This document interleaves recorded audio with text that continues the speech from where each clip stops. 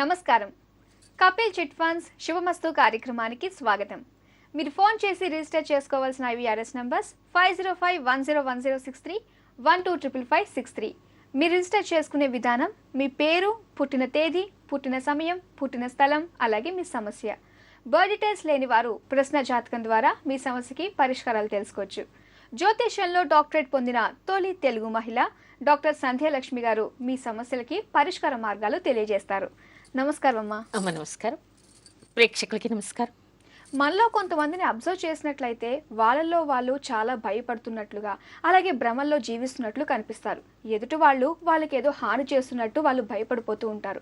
మరి దీనికి కారణం జ్యోతిషపరంగా ఏమన్నా ఉంటుందంటారా? ఖచ్చితంగానే ఉంటుందట. మరి ఆ వివరాలు ఏంటో అన్నీ అడిగి తెలుసుకుందాం.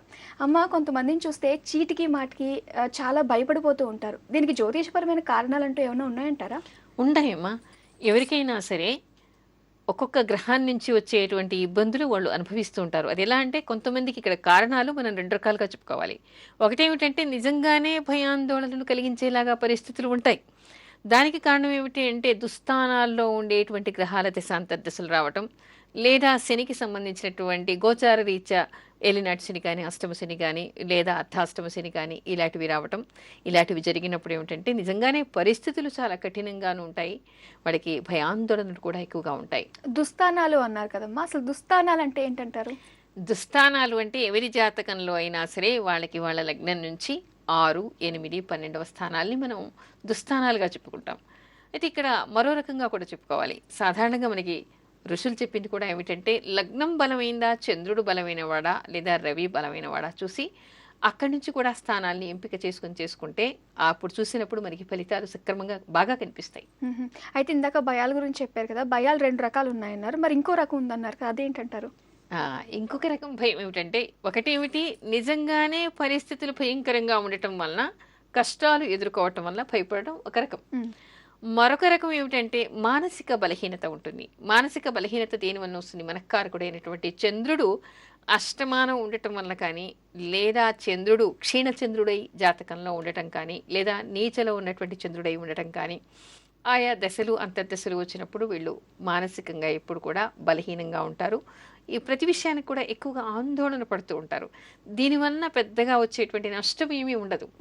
కాకపోతే ఇంకొక రకం ఏమిటి అంటే ఇక్కడ భ్రమల్లో ఉంటారు కొంతమంది. ఆ భ్రమల్లో ఉండటం వల్ల వాళ్ళు బాధపడటమే కాకుండా ఎదుటి వాళ్ళకి కూడా భయంకరమైనటువంటి పరిస్థితులు కల్పిస్తూ ఉంటారు. ఓకేనమ్మా, ఇప్పుడు భ్రమల్లో ఉండడానికి మరి జ్యోతిషపరమైన కారణాలు అంటూ ఉంటాయి కదా, దాన్ని కూడా భయాల్లో ఉన్నప్పుడు వీటికి ఖచ్చితంగానే ఉంటాయి. మరి దానికి జవాబు ఒక కాలర్ ఉన్నారు, దాని తర్వాత మాట్లాడుకుందాం. హరిణి అనే కాలర్ లైన్ లో ఉన్నారమ్మా. హలో. హలో, నమస్కారం అండి. నమస్కారం మేడం. హరిణి మంజునాథ్ పేర్ల మీద రిజిస్టర్ చేసుకున్నారు. ఒకసారి బర్త్ డీటెయిల్స్ కన్ఫర్మ్ చేసుకుందామండి ఇద్దరివి. Okay madam. ముందుగా హరిణి గారివి జూన్ 13, 1983 రాత్రి 9:50 బెంగళూరులో పుట్టారు. అవునండి. అలాగే మంజునాథ్ గారిది డిసెంబర్ 31, 1980 మధ్యాహ్నం 1:30 బెంగళూరులో పుట్టారు. అవునండి. ఓకే అండి, మీరు డైవర్స్ తీసుకోవాలి అన్నట్టుగా రిజిస్టర్ చేసుకున్నారు. మీరు డీటెయిల్గా మేడంతో మాట్లాడండి. ఓకే. నమస్కారం అమ్మా. నమస్కారం అండి. చెప్పండి, మీదేనా ఇది? మీ జాతకమేనా? అవునండి. చెప్పండి మీ సమస్య. నాది జాతకంలో సర్పదోషం లేదు అంటున్నారు. మా హస్బెండ్ జాతకంలో కాళ్ళ సర్పదోషం ఉంది అంటున్నారు. ఇద్దరిది కలవట్లేదు. మా ముందుకి మరణం కూడా ఏర్పడవచ్చు. ఎవరికి మరణం? నాకే అండి. అందువల్ల మీరు విడిపోవడం బెస్ట్ అనేసి చెప్తున్నారు. మా అమ్మగారు మా నాన్నగారు అంతా దీంట్లో ప్రెషర్ చేస్తున్నారు. విడిపోవడం కోసమా? అండి.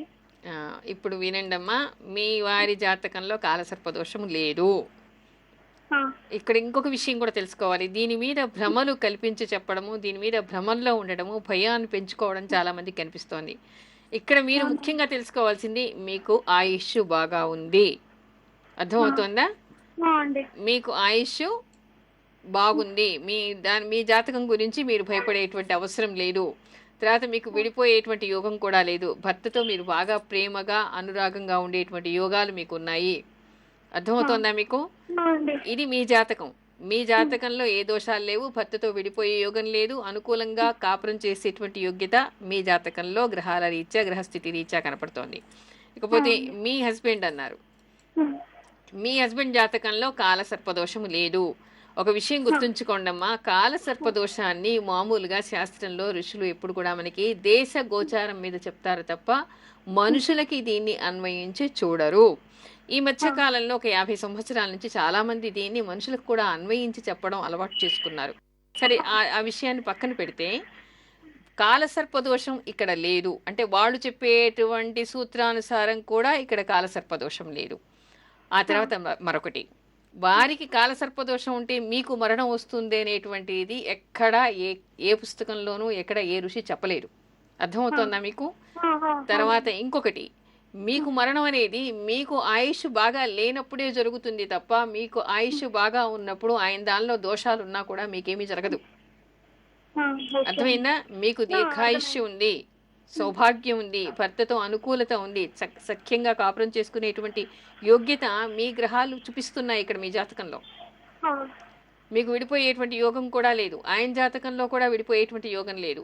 నిండు జీవితాన్ని పాడు చేసుకోకండి, డైవర్స్ తీసుకునేటువంటి అవసరమే మీకు లేదు. హాయిగా ఆనందంగా అపోహలన్నీ పోగొట్టుకొని చక్కగా సంతోషంగా కలిసిమెలిసి ఉండండి.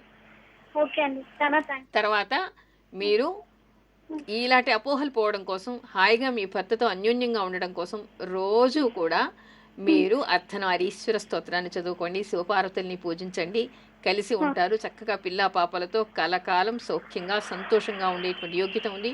అలాంటి అనురాగం పొందేటువంటి జీవితాన్ని చేతులారా నాశనం చేసుకోకండి. మీ అమ్మా నాన్నకి చెప్పండి. ఇంకొకటి, ఆడపిల్లలు బాగా తెలుసుకోవాలి. అసలు పుట్టింటికి వెళ్ళి ప్రతి విషయాన్ని తల్లిదండ్రులతో పంచుకోకూడదు. పెళ్ళయిన తర్వాత నాకేం కావాలి అనేటువంటి విషయాన్ని కూడా ఆడపిల్లలు మగపిల్లలు కూడా తెలుసుకోవాలి. తప్పకుండా జీవిత భాగస్వామికి కూడా విలువ ఇవ్వాలి. మీ తల్లిదండ్రులు చెప్పినటువంటి మాట విని భర్తకి దూరం కావద్దు. ఓకే, మరి విన్నారు కదండి. ఇప్పుడు టెన్షన్ అంతా మీకు క్లియర్ అయిపోయింది కదా. సో అలాంటి సందేహాలు ఏమి పెట్టుకోకండి. మేడం చెప్పింది అంతా విన్నారు కదా. మరి అదే విధంగా మీ హస్బెండ్తో మీరు హ్యాపీ లైఫ్ లీడ్ చేయండి. ఆల్ ది బెస్ట్ అండి. భ్రమల్లో ఉండడానికి జ్యోతిషపరమైన కారణాలు ఉన్నాయంటారా? ఉన్నాయి. అదే చెప్తున్నాను కదా, లగ్నం నుంచి కానీ చంద్రుడి నుంచి కానీ, అంటే చంద్రుడు మనక్కారకుడైనటువంటి వాడు. చంద్ర లగ్నం బలంగా ఉంటే చంద్రుడి నుంచి కానీ, లగ్నం నుంచి కానీ, రవి నుంచి కానీ, పంచమ స్థానంలో రాహు ఉండి అక్కడ కూడా పాపగ్రహాలతో కానీ, పాపగ్రహాల నక్షత్రాల్లో కానీ, ఇక్కడ రాహు ఏమిటి? ఛాయాగ్రహం. ఛాయాగ్రహం కాబట్టి ఆ ఛాయాగ్రహం ఏమిటంటే షాడో.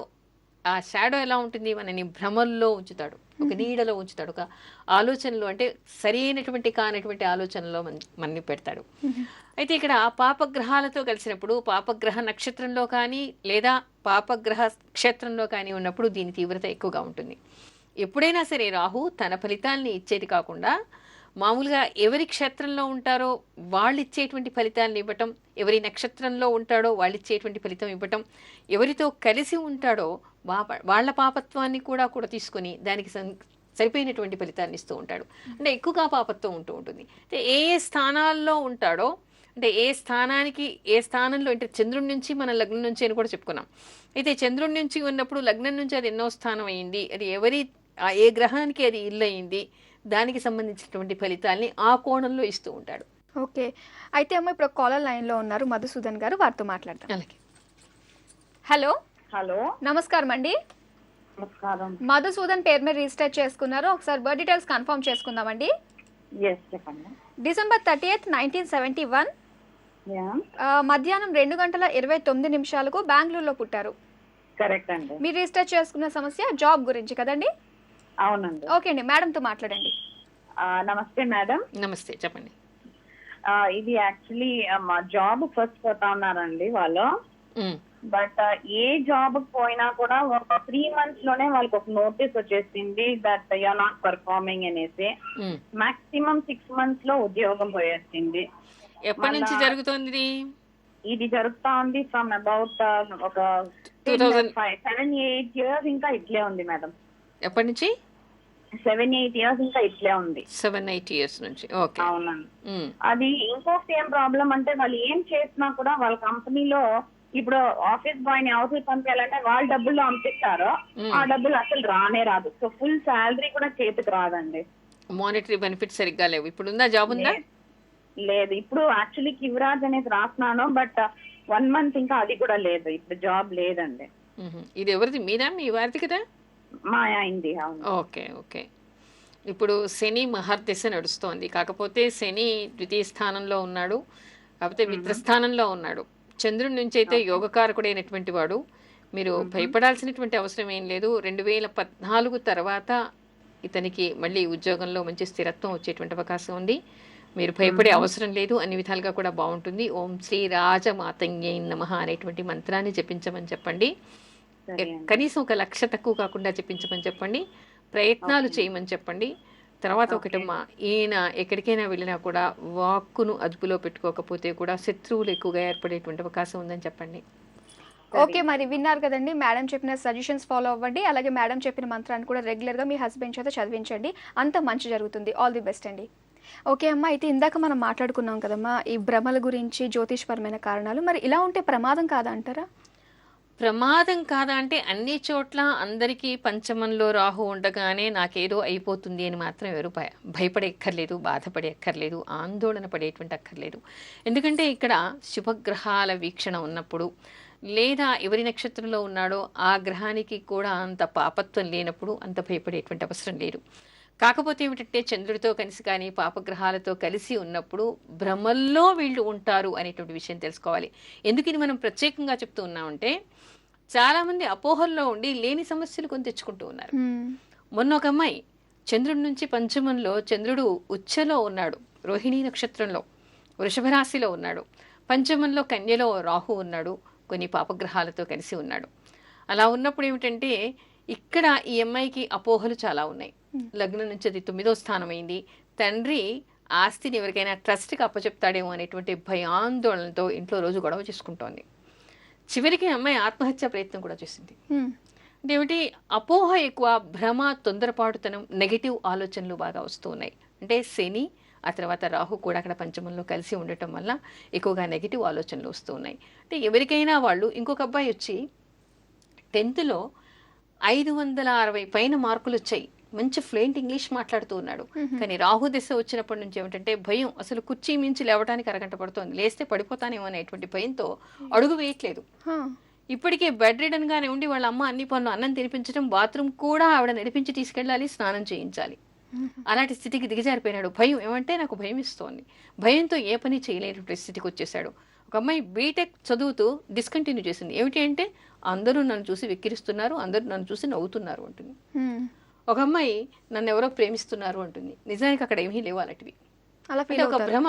అంటే శుక్రుడితో కలిసి ఉన్నప్పుడు అవతలి వాళ్ళకి చంద్రుడితో కానీ సప్తమంతో కానీ సంబంధం లేనప్పుడు ఇలాంటి భ్రమలు ఏర్పడేటువంటి అవకాశం ఉంటుంది. అలా రకరకాల కోణాల్లో ఉంటాయి. అయితే చెప్పొచ్చేటువంటి విషయం ఇప్పుడు మనం చెప్పుకోవడానికి కారణం ఏమిటంటే, ఎవరైనా ఇలాంటి అపోహల్లో ఉంటే, నేను అపోహలో ఉన్నానా, నేను భ్రమలో ఉన్నానా, నేను దీని నుంచి ఎలా బయటికి రావాలి, ఇది సత్యం కాదు అనేటువంటి విషయాన్ని తెలుసుకోవడానికి జాతకంలో అక్కడ పంచమ స్థానంలో రాహు ఉన్నాడా, ఆ దశాంతర దశలు ఏమైనా నడుస్తున్నాయా అనేటువంటి విషయాన్ని తెలుసుకుంటే దానికి తగినటువంటి రెమెడీస్ చేసుకోగలుగుతారు. చేసుకుంటే దాని నుంచి వాళ్ళు బయటపడగలుగుతారు. అమ్మ, మరి ఈ రాహువు ఒకవేళ రాహుతో మనం పరిహారం చేసుకోవాలనుకుంటే మన గ్రహస్థితి ఏ విధంగా ఉండాలంటారు? రాహుతో పరిష్కారం అంటే రాహు వలన దోషాలు ఉన్నాయా లేదా అనేటువంటిది జాతకం చూస్తే తెలుస్తుంది. దుస్థానాల్లో ఉన్నాడా, ముఖ్యంగా పంచమంలో పాపగ్రహాలతో కలిసి ఉంటే మాత్రం వీడు తప్పకుండా అపోహల్లో ఉంటారు. దానికి తగినటువంటి రెమెడీస్ వాళ్ళు చేసుకోవాలి. రాహు ఏ స్థానాల్లో ఉంటే మంచిది అనేటువంటి తెలుసుకున్నప్పుడు ఏమవుతుందంటే దీనికి విరుద్ధమైనటువంటి రిజల్ట్స్ ఉంటాయి. చాలా మంది ఏం చెప్తూ ఉంటారంటే, రాహు దోషం ఉందండి, కేతు దోషం ఉందండి, కాలసర్ప దోషం ఉందండి అంటూ ఉంటారు. నిజానికి రాహు మంచి కూడా చేస్తూ ఉంటాడు. అంటే రాహు 3 కానీ 6 కానీ 11 కానీ పాపగ్రహాలతో కానీ కలిసి ఉన్నాడు అనుకోండి, అసలు వాళ్ళ జాతకంలో ఉండేటువంటి మిగతా దోషాలన్నీ కూడా నల్లిఫై అయిపోతాయి. దీన్ని అరిష్టభంగ యోగం అంటారు. సో అయితే మంచివన్నమాట అవి ఆ స్థానంలో. 3 కానీ 6 కానీ 11 కానీ రాహు ఉన్నాడు అనుకోండి, తప్పకుండా ఆ జాతకంలో ఉండేటువంటి దోషాలన్నింటినీ కూడా హరింపజేయగలిగేటువంటి శక్తి అతనికి ఉంటుంది. దానివల్ల దోషాలన్నీ పోతాయి. రాహు అనగానే పేరు చెప్తే వణికిపోయేటువంటి అవసరం లేదు. సో ఏ స్థానంలో ఉందో తెలుసుకుని మనం దానికి తగ్గ పరిహారాలు చేసుకుంటే మంచిదన్నమాట. అయితే రాహు మహర్దశ అని కూడా అంటూ ఉంటారు కదమ్మా, మరి ఆ టైంలో ఎలాంటి రోగాలు ఉంటాయంటారు?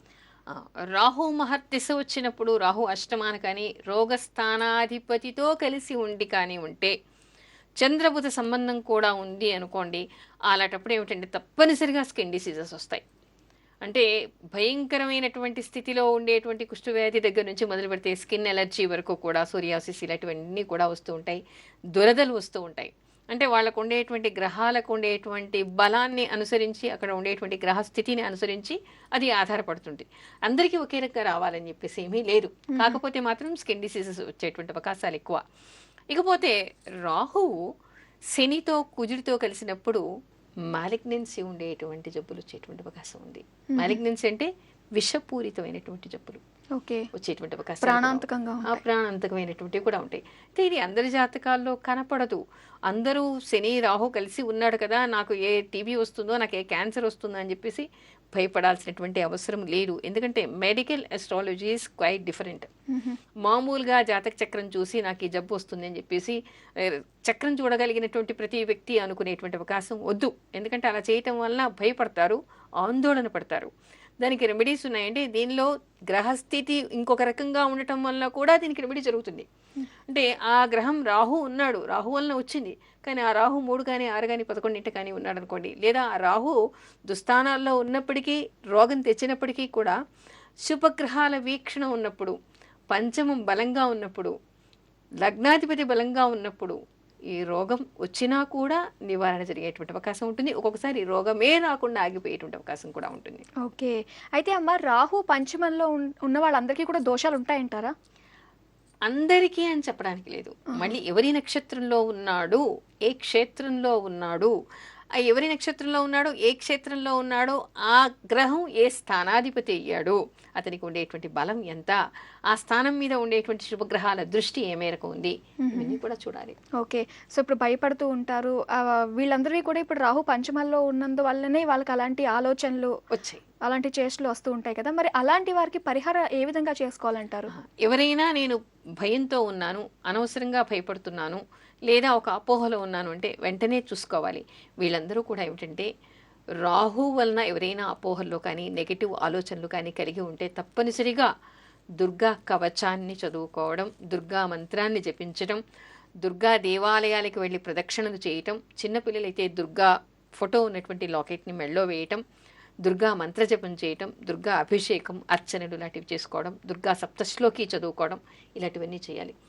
తీవ్రతరంగా ఉన్నాయి అనుకోండి, తీవ్రతరంగా ఉంటే మాత్రం చండీ సప్తశతి పారాయణం, అంటే భయంకరమైన అసాధ్యమైనటువంటి వ్యాధులు కూడా వచ్చేటువంటి అవకాశం కొంతమందికి ఉంటుంది. క్యాన్సర్ కానీ టీబీ కానీ ఇలా అసాధ్య వ్యాధులు వచ్చినప్పుడు 25 పారాయణలు చండీ సప్తశతి పారాయణ చేయిస్తే తప్పనిసరిగా వాళ్ళకి రోగ నివారణ జరిగేటువంటి అవకాశాలు ఏర్పడతాయిట. ఓకే అమ్మ, వాళ్ళకి సమయం కూడా అయిపోయిందమ్మా, మళ్ళీ వచ్చే వారం కలుద్దాం అమ్మా. అలాగే, ఇది ఇవాల్టి కపిల్ చిట్ ఫండ్ శుభమస్తు కార్యక్రమం. మరిన్ని ఆసక్తికరమైన విషయాలతో వచ్చే వారం మన కార్యక్రమంలో మళ్ళీ కలుసుకుందాం. అంతవరకు సెలవు, నమస్కారం.